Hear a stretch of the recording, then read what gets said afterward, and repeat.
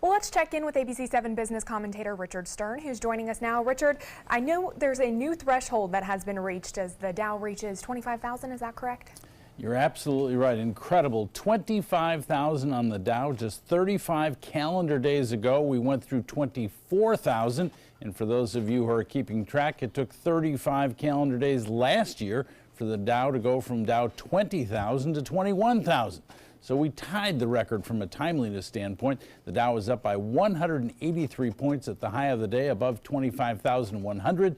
Didn't close at that level, but let me assure you, there are a lot of happy investors. Let's take a look at the closing figures. The Dow Jones Industrial Average for the day up 152 points, more than 0.6%. And there you see it, 25,075.13. That on volume of 741 million shares. The NASDAQ, which has been on fire, just 7,000 a few days ago, now 7,078, up 12 points, almost 0.2%. That on volume of 1,626 million shares. And the S&P joined the party, up almost 11 points, 0.4% at 2,723.99.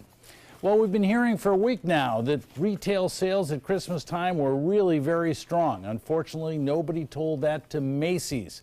Macy's said they barely saw a sales increase, less than 1% on same-store sales, and they are now projecting for the year 2018. This year, they expect same-store sales to drop in the vicinity of at least 3%. That being said, you may recall last year Macy's announced it would close up to 100 stores. They haven't closed all of them, but today they announced 11 more. One of them in Gainesville, Florida at the Oaks Mall. So, Scott, I know you went to school in Gainesville. I don't know if the Oaks Mall was there then, but it's going to be minus Macy's pretty darn soon. Spent a lot of time at that mall for sure. And you also have some late news on Sears and more store closings.